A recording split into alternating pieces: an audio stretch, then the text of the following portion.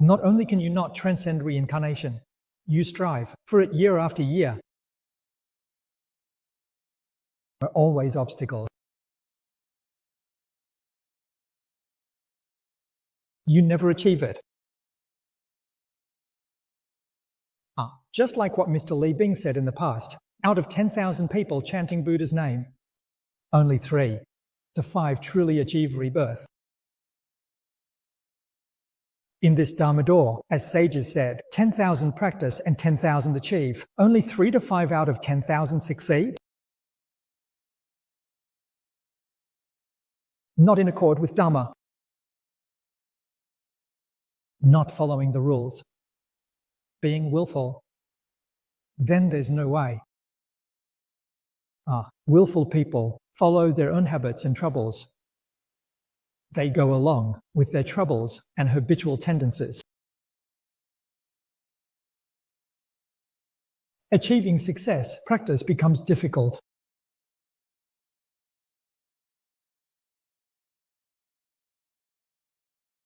The third point, forbearance. The meaning of forbearance is patience. One must have great patience. Worldly matters. The greater the matter, the more difficult it is.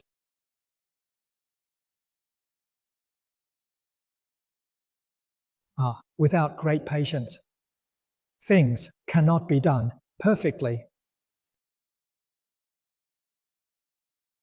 Buddhism. Aside from worldly great matters,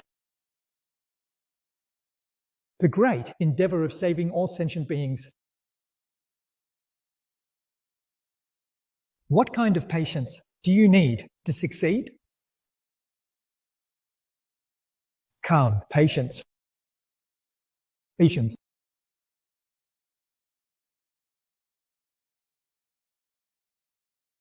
So if you study Buddhism and lack patience, you definitely cannot achieve success.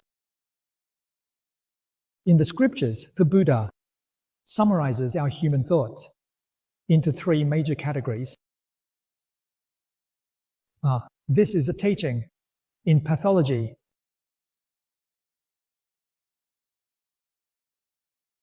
The first one, harm caused by others. You must be able to endure it.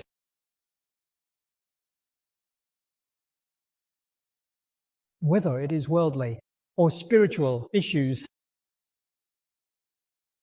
there is almost a common rule. As the saying goes, good things take time.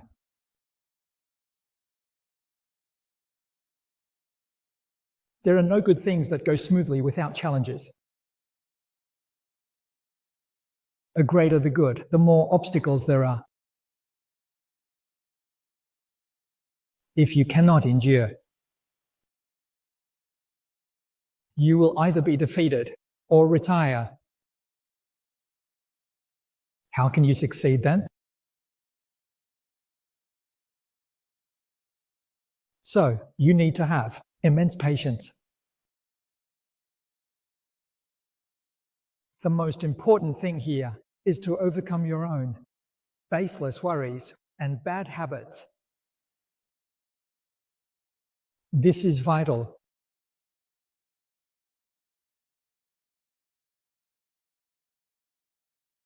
So, harm caused by others.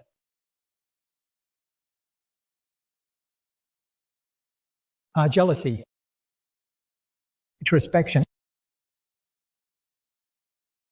traps.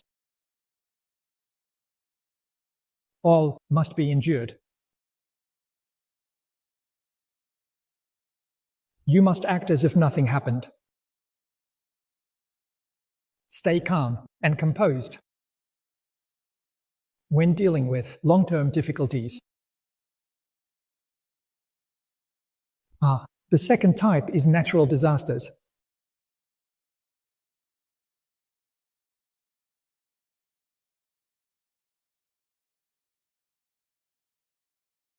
For example, extreme cold, extreme heat, These are changes in the climate. You need to be able to endure them. It's too hot. Oh dear, now suddenly. Don't do your homework. That's not okay. The practice you should be doing can be paused for a moment. It's too cold. This is also unbearable. That's not acceptable.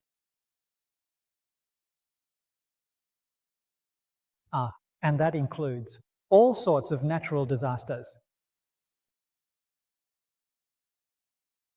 You must endure them all. For example, you must not change or slow down your practice. That's not allowed. You must be diligent and make progress.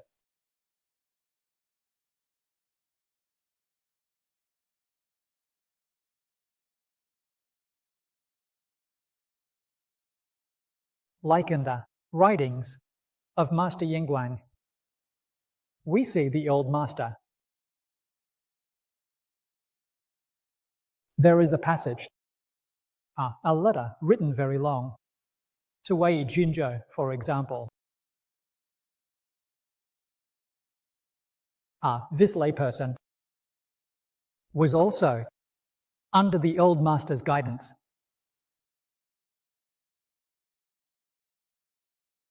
Received the transmission of the three refuges.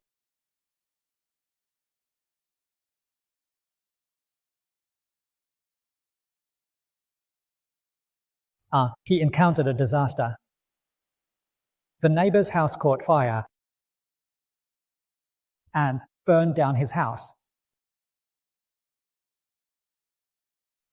His property was reduced to nothing.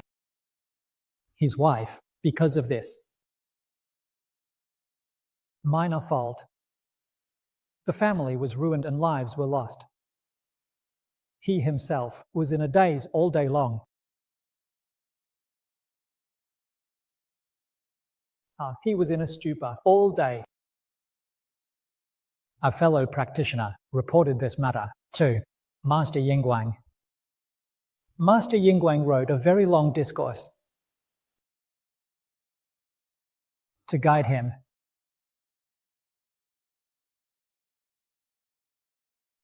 If a true Buddhist encounters such a disaster, they should open their mind. Everything in the world is illusory and impermanent. In the past, there were family with one fire. Everything is burned away. Isn't it better now? With a single-minded focus on chanting Buddha's name, one is certain to attain rebirth. Once that thought changes, this fire becomes a good and positive cause.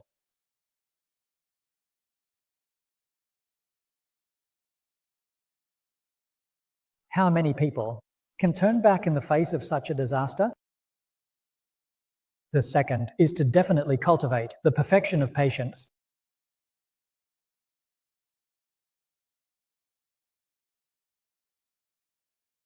A high level of wisdom. In the midst of great disasters, it is a reverse increase in strength. Not only does it not hinder one's moral path in the slightest, on the contrary, it promotes it, enhancing it. This is correct. The third aspect of patience is practicing the Dharma. The time for cultivation needs to be very long. The Dharma path. Every Dharma path has its depth and breadth.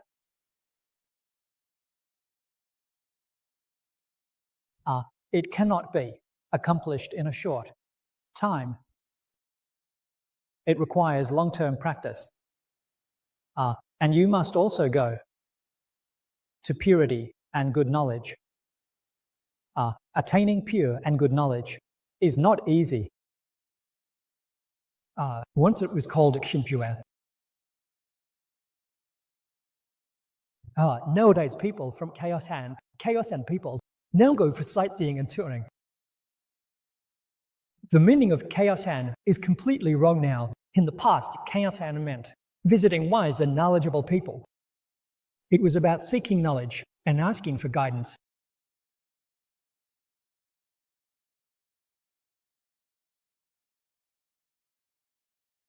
That's completely different from now.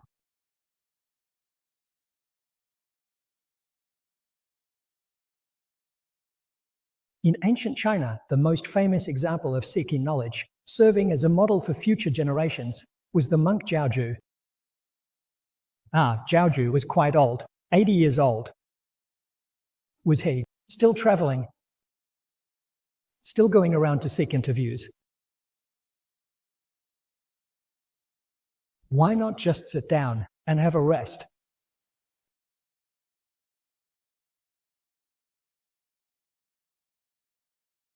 Because he still had doubts. He couldn't yet resolve them in his mind and body. He needed to find pure and wise people to help clear his doubts.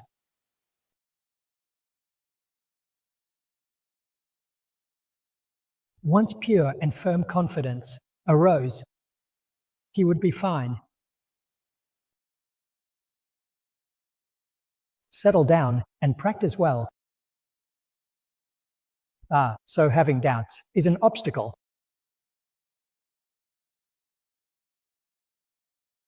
The purpose of seeking knowledge is to correct one's conduct.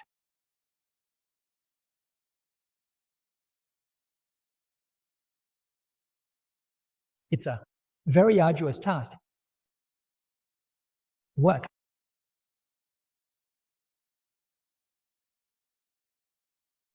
You need to inquire. Where can you find wise people? Go to that place to seek advice.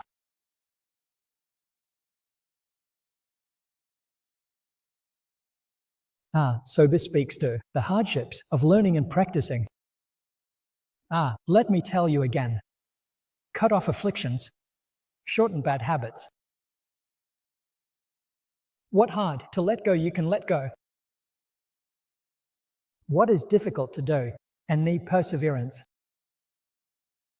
If you don't have patience, you can't achieve it.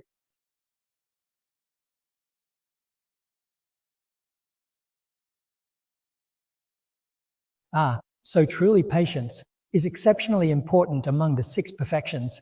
Look at how Shakyamuni Buddha, in the Diamond Sutra Assembly, spoke about the 6 perfections of a bodhisattva.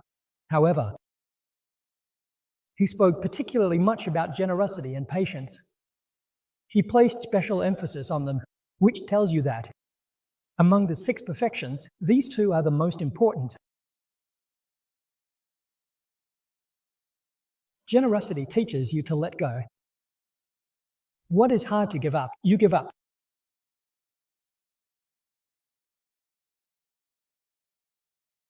Patience is a key to your own achievement. You can endure. Only then can you have diligence, meditation, and wisdom.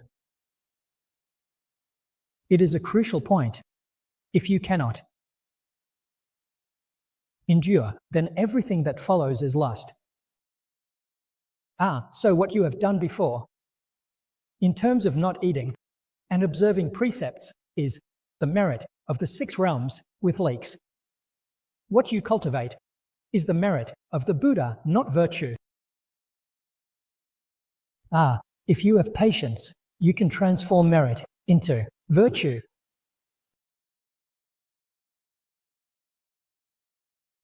So only after patience can you have diligence. Diligence is pure and not mixed. Respect is respectful and unwavering.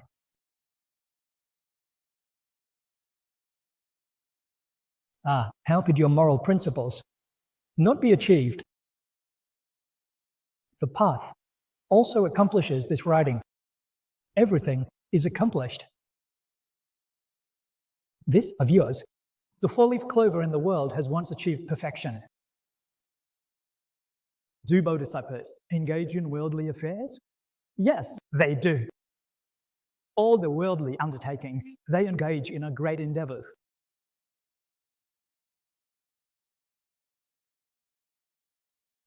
Achieving one's own enlightenment and nirvana. Achieving enlightenment, dispelling delusion, awakening, the path alleviating suffering. Encouraging oneself and others. Therefore, bodhisattvas manifest in the form of householders, men and women, young and old, in various professions, and you should know that it is all about righteousness. Look at how a single thought can change. Isn't that incredible? This change transcends the ordinary and enters the divine. For ordinary people, daily dressing and eating are sources of trouble. For bodhisattvas, daily dressing and eating are practices of the path.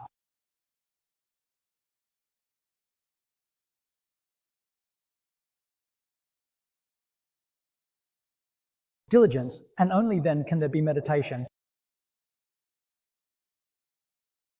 We now see many people who are practicing. They meditate daily. They sit for a long time. We haven't seen him ill. What's the reason? To be honest. Is it because he hasn't practiced patience? How could he fall ill? When someone praises me a bit, I'm overjoyed. But if they scold me, I stay angry for days. How could he fall ill? So there he is, sitting cross-legged facing the wall. It seems we can see this very clearly. Sitting cross-legged facing the wall, lost in thought. If the mind isn't steady, how would you know you're lost in illusions? Scolding words make him angry.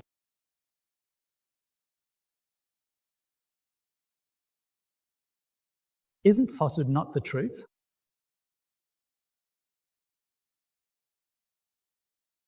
Every thought and intention is still about fame, profit, and disputes with others. All fall into the realm of troubles, don't they?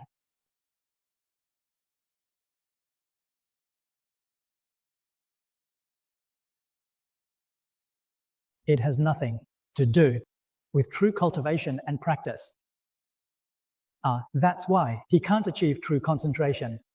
The true point of concentration. The mind is cool and at ease. What is concentration? It's on our crystal. A pure mind is concentration. An equal mind is concentration. When the mind is pure and equal, it is clean. There are no more troubles.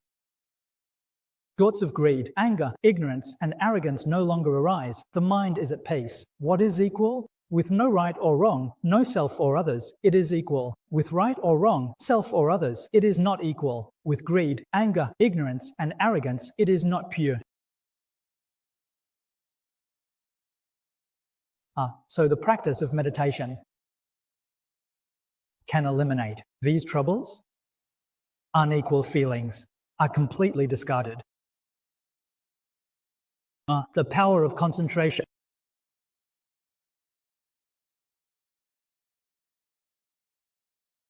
When concentration reaches a certain level, it guides the way.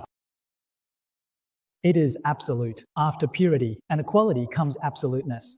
Absoluteness is prajna, wisdom, prajna, state of mind. Prajna manifests in emotions. Merit is then achieved. What kind of merit? Transforming those troubles. Illusions and attachments are transformed.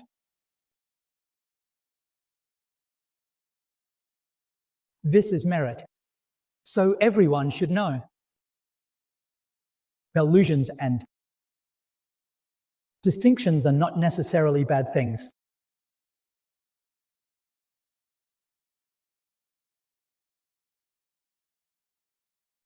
Today we are troubled by many delusions and distinctions with heavy attachments, telling everyone that good things are not bad things. When your meditation practice reaches a certain level, it transforms troubles into enlightenment. Once it transforms, it comes through. Look at what's mentioned in the appearance. Transform sixth consciousness. Subtle. Once transformed, it becomes the nature of equality. Transform the 50 mental states, as done by the ministers. Transform Malaya, mind to great cloud realm. What is transformed?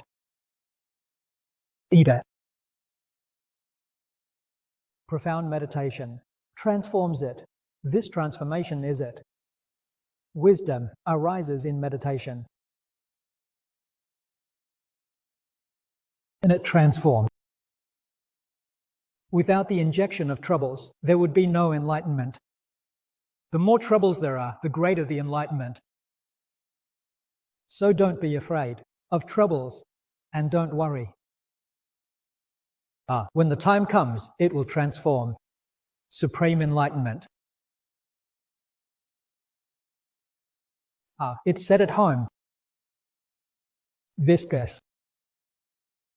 In Buddhism, this truly speaks of transformation. It's not about extinction. If you cut off troubles, extinguish them, enlightenment is also cut off, extinguished. That would be a big problem. What are enlightenment and nirvana? It's when self-confidence is weak and gets transformed into troubles by confusion. Originally, it is enlightenment. Because of losing self-confidence, it turns into troubles. Now, once you awaken, you transform it back again. That's how it is. It's not truly cut off. If it were truly cut off, then enlightenment would be gone, self-confidence would be gone, and that would be emptiness, which would be wrong. Buddhism is not about nihilistic emptiness. Buddhism explains the concept of emptiness very deeply. Emptiness is not nothingness. It's not nihilism. Emptiness is existence. Why is it called emptiness? Because it exists without self-confidence. It has no self-nature. It is a law of interdependence. Dependent origination is emptiness. Anything that arises from conditions has no self-confidence, no self-nature.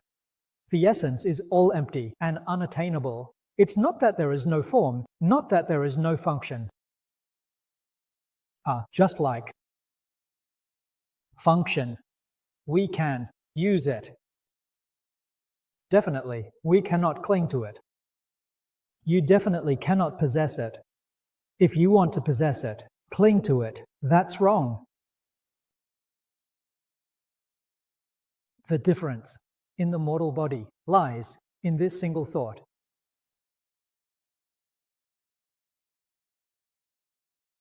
All right, time's up for today. We'll stop here.